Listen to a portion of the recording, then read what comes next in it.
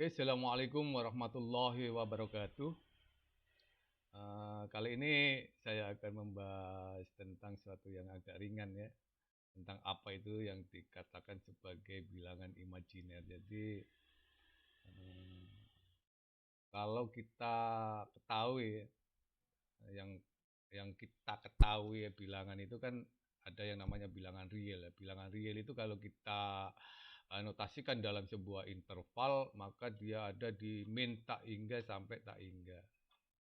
Artinya seluruh bilangan yang kita kenal itu masuk dalam kategori bilangan real yang kita kenal selama ini. Mulai dari negatif bulat, kemudian sampai positif, kemudian pecahan, desimal, semua yang kita kenal itu masuk dalam kategori bilangan real. Sekarang yang akan kita pelajari nanti adalah bilangan di luar bilangan real itu. Nah, kalau kita ini lihat kata imajiner, imajiner itu kan khayalan. Artinya apakah benar ada sebuah bilangan yang masuk dalam kategori bilangan khayangan, khayalan itu, khayalan, menghayal itu istilahnya kan seperti itu ya. Nah, itu nanti akan kita lihat uh, bentuknya gimana bilangan khayalan itu atau imajiner itu. Oke ya. Nah, sekarang sebelum kita membahas tentang apa itu bilangan imajiner, kita lihat dulu dalam sebuah hierarki bilangan. Ya, nah, di dalam sebuah hierarki bilangan, level yang tertinggi itu ditempati oleh yang namanya bilangan kompleks. Jadi bilangan kompleks itu di dalam hierarki bilangan itu menempati level yang paling tinggi. Artinya kalau rajanya raja bilangan itu namanya bilangan kompleks ya. Nah, itu dia merupakan sebuah bilangan kombinasi antara bilangan real dan bilangan imajiner. Jadi bilangan kompleks ini adalah kombinasi dari bilangan real dan bilangan imajiner. Sehingga diberikan sebuah notasi dalam bentuk Z sama dengan A plus B. Di mana A itu adalah komponen bilangan realnya atau bagian realnya. Sedangkan yang BI itu adalah komponen imajinernya atau bagian imajinernya. Jadi bilangan kompleks itu dibentuk, disusun dari kombinasi antara bilangan real dan bilangan imajiner. Dan dinotasikan sebagai Z sama dengan A plus BI. A-nya bagian realnya, kemudian BI-nya itu adalah bagian imajinernya. Oke ya, bagian imajinernya. Itu bilangan kompleks. Nanti yang akan kita pelajari, yang akan kita bahas adalah bilangan imajinernya. Ya, karena yang selama ini kita tahu itu kan hanya bilangan real ya selama ini yang kita kenal, yang selama ini kita kenal, yang ada di uang, ada yang waktu kita gunakan sehari-hari itu istilahnya itu termasuk dalam bilangan real ya. Nah, sekarang kita akan coba untuk membahas apa itu bilangan imajiner, oke ya? Oke, sekarang saya mempunyai model seperti ini, sebuah pernyataan akar 4. Ya, akar 4 itu sama dengan plus minus 2. Kenapa? Karena plus minus 2 itu kalau kita kuadratkan hasilnya 4. Begitu juga dengan kalau saya mempunyai akar 9. Ya. Akar 9 itu plus minus 3. Karena plus minus 3 kalau kita kuadratkan hasilnya 9. Dia mengikuti sifat dari bilangan akar, di mana akar A sama dengan B itu jika dan hanya jika itu B kuadrat sama dengan A. Artinya dia harus terpenuhi ini ya. Jadi ketika saya mengatakan akar 4 itu nilainya plus minus 2, maka harus bisa kita buktikan bahwasanya plus minus 2 kalau kita kuadratkan hasilnya harus sesuai dengan angka yang ada di bawah akar. Oke ya. Begitu juga dengan akar 9. Jadi ini adalah sifat dari sebuah bilangan akar ya yang akan kita gunakan untuk dari mana ini untuk mencoba untuk memahami apa itu bilangan imajinernya. Oke ya. Jadi ya, akar 4 sama dengan plus minus 2 karena plus minus 2 sama dengan 4 dengan mengikuti sifat-sifat bilangan akar. Oke ya. Nah, sekarang pertanyaannya seperti ini. Oke. Berapa akar min 4? Atau berapa akar min 9? Oke. Kalau kita jawab 2, 2 kuadrat itu sama dengan 4. Oke.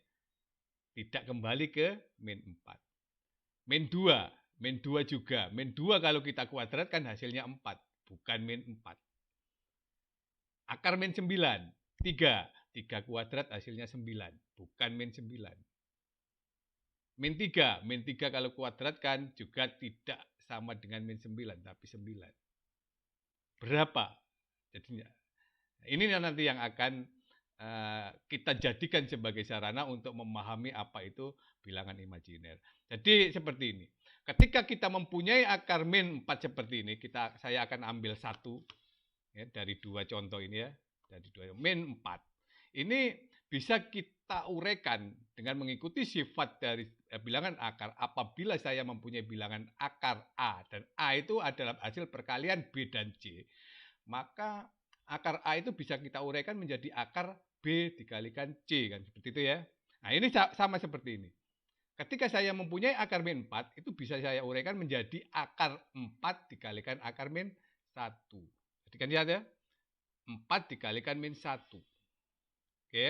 Kemudian akar A kali B itu sama dengan akar A dikalikan akar B. Nah, ini kita gunakan sifat seperti itu. Maka kita akan mendapatkan akar 4 dikalikan dengan akar min 1. Kalau akar 4 seperti ini kita bisa mencari. Kita dapatkan akar 4 plus minus 2 kan satu ya. Nah, misalnya saya ambil 2-nya dulu ya, kita biar satu ya.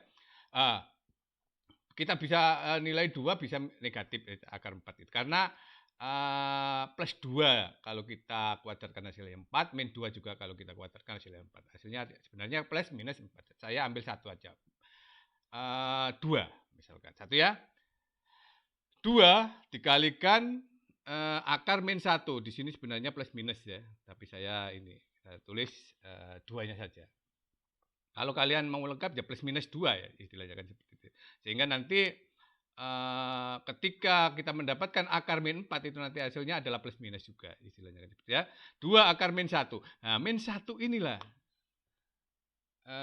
menjadi suatu yang jadi pertimbangan ketika kita ingin mempelajari yang namanya atau jadi inti ya, jadi pokok bahasan ketika kita mempelajari yang namanya bilangan imajiner. Karena emang sebenarnya tidak ada nilai dari sebuah akar di mana di bawah akarnya itu kurang dari 0 itu tidak ada nilainya. Jadi karena kita ingin mempelajari ya, sifat-sifat dari bilangan-bilangan seperti ini, maka beberapa oleh ahli akar min 1 itu dikasih sebuah notasi yang namanya I. Ya, dinamakan I atau diberi notasi I. Jadi akar min 1 itu dikasih notasi I. Karena apa? Karena emang kita ingin mempelajari sifat-sifat yang ada pada bilangan-bilangan seperti ini.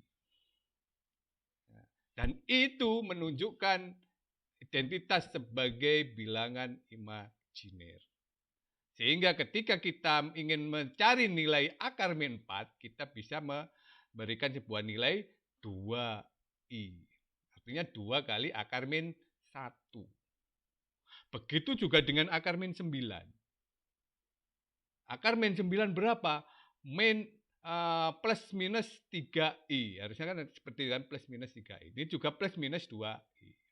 Oke ya. Nah inilah yang dikatakan sebagai imajiner, bilangan imajiner. Jadi identitas dari sebuah bilangan imajiner. Karena kita ingin mempelajari yang namanya sifat-sifat sebuah bilangan yang seperti ini. Meskipun pada kenyataannya tidak ada. Kenyataannya tidak ada. Karena emang kalau kenyataannya ada, dia akan masuk ke dalam bilangan real. Istilahnya seperti itu kan. Kalau kita bisa jumlah atau kita caca bilangannya, itu akan masuk ke dalam kategori bilangan real.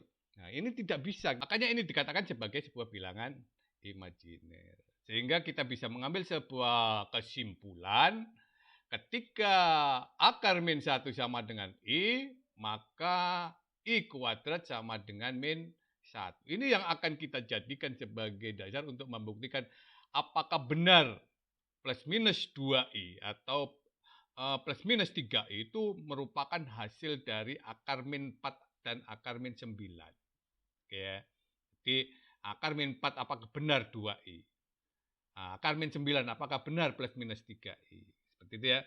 Nanti akan kita buktikan setelah ini. Yang penting adalah bahwasanya inilah yang dikatakan sebagai bilangan imajiner. Oke, sekarang kita buktikan. Oke. Nah, akar min 4 sama dengan 2i. 2i. Kita kembali ke dalam sifat bilangan akar. Ya. Akar A sama dengan B jika dan hanya jika B kuadrat sama dengan A. Oke ya. Sekarang kita satu. 2i kuadrat itu sama dengan 4i kuadrat. I kuadrat tadi berapa? Min 1. Berarti 4 dikalikan min 1. Min 4. Oke ya. Jadi terpenuhi sifat tadi kan.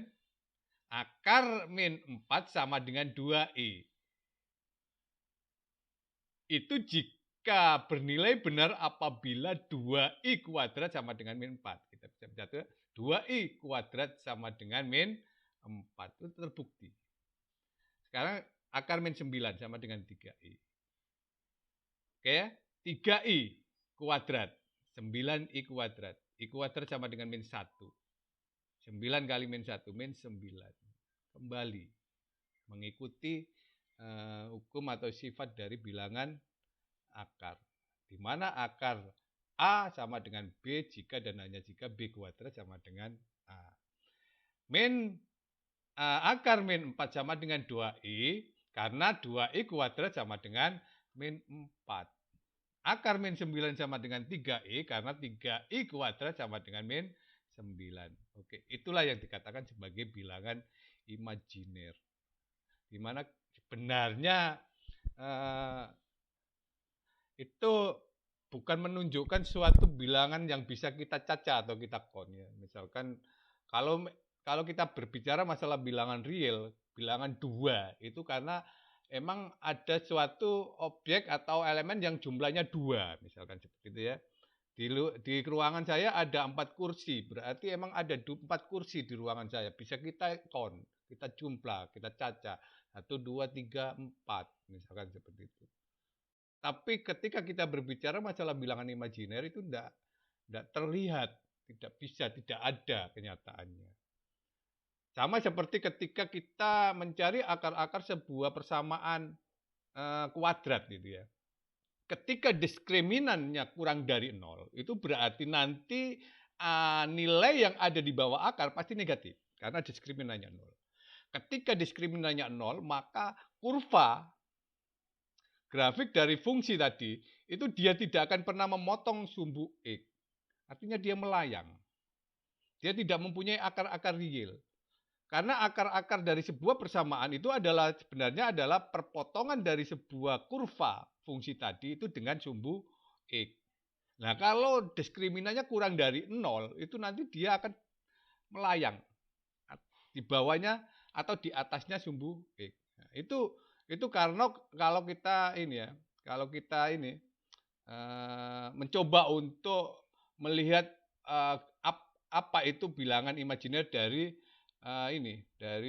nilai-nilai akar-akar dari sebuah persamaan, terutama persamaan kuadrat itu bisa kita lihat jelas apabila kita menjumpai nilai diskriminannya itu kurang dari 0. Itulah yang dikatakan sebagai akar-akar imajiner.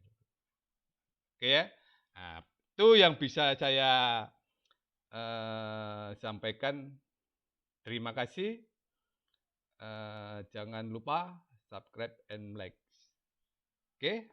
Assalamualaikum warahmatullahi wabarakatuh.